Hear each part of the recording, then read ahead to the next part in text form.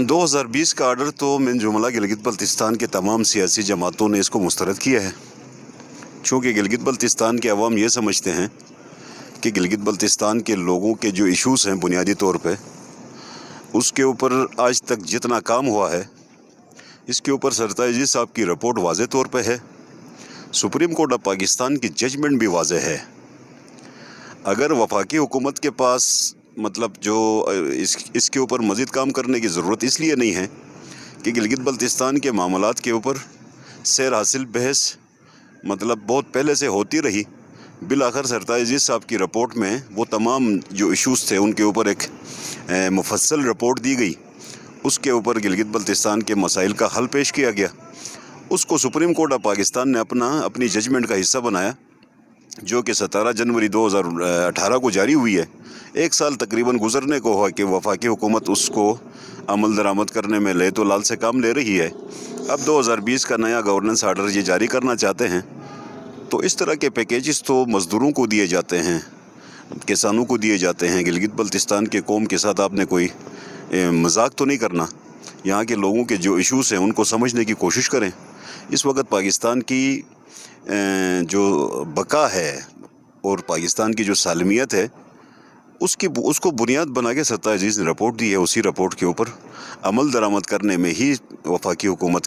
کے پاس یہی آپشن ہے، اس پہ عمل کرے تو اچھا ہے، بصورت دیگر ایک ریزنٹمنٹ ہوگی، ریزسٹنس ہوگی، اور گلگت بلتستان سے ایک نئی تحریک یہ شاید جنم دینا چاہتے ہیں۔ ہمیں سمجھ نہیں آتی ہے کہ ایک نئی تحریک کیوں جنم دینا چاہتے ہیں، گلگت بلتستان کے لوگوں کو یہ باور کیوں کرانا چاہتے ہیں کہ آپ کو آپ کے جو ڈیو رائٹس ہیں وہ حکومت پاکستان دینے سے قاصر ہے۔ جب حکومت پاکستان اپنے آپ کو قاصر شو کرے گی تو اس پہ ایشوز یہی مسائل پیدا ہوتے رہیں گے۔ پیپلز پارٹی کی حکومت تھی، اس نے گلگت بلتستان کو داخلی طور پہ خود مختاری پر مبنی ایک انتظامی طور پہ صوبہ بنایا گلگت بلتستان کو، اور اس کو ایک سٹیپ فارورڈ کے طور پہ تسلیم کیا گیا، اس کو منزل کے طور پہ تسلیم نہیں کیا گیا تھا۔ لیکن پاکستان پیپلز پارٹی نے 2009 میں جو اصلاحات کیے تھے ان اصلاحات کو فارورڈ آگے لے کے جانا چاہیے تھا۔ اس کے بعد آئی تھی سرتاج عزیز صاحب کی رپورٹ آئی 2017 میں، اور 2018 کے اندر سپریم کورٹ آف پاکستان کی ججمنٹ آئی، اس کی عمل درآمد کا مطالبہ کرتے ہیں۔ یہ سپریم کورٹ کی ججمنٹ کوئی ہماری طرف سے کوئی فیصلہ نہیں ہے، یہ سپریم کورٹ آف پاکستان نے تمام سٹیک ہولڈرز کو سننے کے بعد ایک فیصلہ دیا ہے، اور ریاست کا بہت بڑا ادارہ ہے۔ اگر وفاقی حکومت سپریم کورٹ کی ججمنٹ کو تسلیم نہ کرے تو پھر ہم کسی سے کیا گلہ کریں؟ تو یہ معاملات جب سیٹل ہوئے ہیں تو ان سیٹلمنٹ کو آگے لے کے چلنا چاہیے تاکہ مسئلہ کشمیر اجاگر ہو سکے۔ ہم یہاں پہ مسئلہ کشمیر کی بات کرتے ہیں، اگر گلگت بلتستان کے عوام متنازع ہیں تو متنازع ہونے کی صورت میں گلگت بلتستان میں لوکل اتھارٹی رکھنی ہے۔ لوکل اتھارٹی کا مطلب یہ ہے کہ آپ نے ٹاپ ٹو باٹم پھر گلگت بلتستان کے لوکل لوگوں کو ذمہ داریاں دینی ہیں، جبکہ گلگت بلتستان میں 70 سالوں سے لوکل اتھارٹی تو ہے نہیں۔ اگر متنازع ہیں تو لوکل اتھارٹی رکھو، اگر متنازع نہیں ہے تو پاکستان کے پارلیمنٹ میں نمائندگی دے دو۔ ایک طرف سے آپ لوکل اتھارٹی دینے سے انکاری ہیں، دوسری طرف سے پارلیمنٹ میں نمائندگی دینے سے انکاری ہیں، تو اس صورتحال میں لوگوں کو ہمیں سمجھانے کے لیے مشکلات آ رہی ہیں۔ ہمیں کوئی واضح طور پہ کوئی ریزن بتائیں، کوئی لاجک بتائیں، کوئی اس طرح کا کی وجہ بتائیں جس کو ہم اپنے قوم کو بتا سکیں، گلگت بلتستان کے عوام کو بتا سکیں، ان کو کسی طریقے سے ان کو سمجھا سکیں۔ ہمارے پاس تو کوئی جواب ہے نہیں، تو وفاقی حکومت سے ہم جواب طلب کر رہے ہیں۔ تحریک انصاف میں جو لوگ گئے ہیں مختلف جماعتوں سے بغاوت کر کے، ان کا ادھر جانے کا جو بنیادی طور پہ ان کا نعرہ تھا وہ یہ تھا کہ ہم نے تحریک انصاف کے ذریعے سے گلگت بلتستان کے آئینی حقوق دلانے ہیں، ہم نے عمران خان کے ذریعے سے گلگت بلتستان کو آئینی صوبہ بنانا ہے۔ اس کا تحریک انصاف کے موجودہ صدر کا ایک تقریر مجھے ابھی بھی یاد ہے، اس نے کہیں پہ تقریر کرتے ہوئے کہا تھا کہ بھائی ہمیں گلگت بلتستان کے عوام کو حقوق دے دو، یا تو میں محمود خان اچکزئی بنوں گا، اور مجھے محمود خان اچکزئی بنانے کی بجائے گلگت بلتستان کے مسائل حل کرو گے۔ کہ اس کی تقریر میں نے خود سنی ہے۔ آج وہ محمود خان اچکزئی تو مجھے نہیں لگ رہا ہے کہ وہ محمود خان اچکزئی بنا ہے، وہ مجھے لگتا ہے کہ وہ صادق سنجرانی بن کے اپنے اسی پیکیج کے اوپر، اسی جو قیمت ہے اسی کے اوپر وہ اپنا گزارا کرے گا۔ تو بہرحال گلگت بلتستان کے حقوق جو ہیں وہ پاکستان نے دینے ہیں، حکومت پاکستان کے پاس ڈیو پڑے ہوئے ہیں، ان کو جب تک تصفیہ نہیں ہوگا گلگت بلتستان کے معاملات کا، تب تک گلگت بلتستان کے استحکام اور گلگت بلتستان کے اندر جو فیڈریشن کی جو اسٹرینتھ ہے اس کو کمزور پڑنے سے روکنے کی ضرورت ہے۔ اس کے لیے ہم سب فیڈریشن کے لیے کام کرتے ہیں۔ پاکستان کا چہرہ گلگت بلتستان میں مسک نہ ہو، ہم سب کی کوشش یہ ہے کہ گلگت بلتستان کے ڈیو رائٹس ان تک پہنچائیں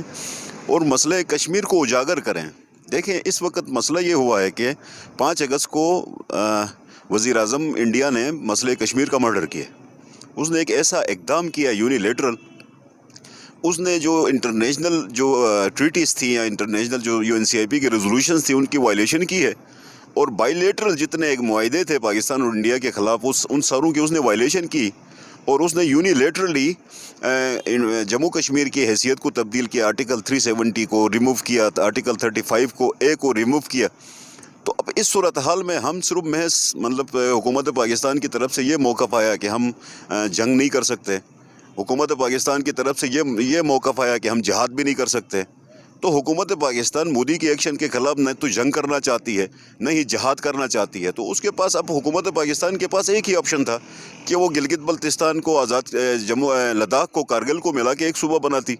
آزاد کشمیر کو جموں کشمیر کو ملا کے ایک صوبہ بناتی، اپنے کانسٹیٹیوشنل مرجر کر لیتے۔ یہی ہائی ٹائم تھا، چونکہ ہمارے اوپر اب اس قسم کی کوئی انٹرنیشنل اوبلیگیشن ہمارے اوپر رہے نہیں۔ جب مودی نے انٹرنیشنل اوبلیگیشنز کو وائلیٹ کیے تو پاکستان یونیلیٹرلی انٹرنیشنل اوبلیگیشنز کی پابندی کرنے کا تو پاکستان ذمہ دار نہیں ہے۔ پاکستان کے پاس یہی ایک موقع تھا کہ وہ گلگت بلتستان کا تصفیہ کرتے، آزاد کشمیر کا تصفیہ کرتے، جموں کشمیر کی سیٹیں پاکستان میں رکھتے، کارگل لداخ کی سیٹیں پاکستان میں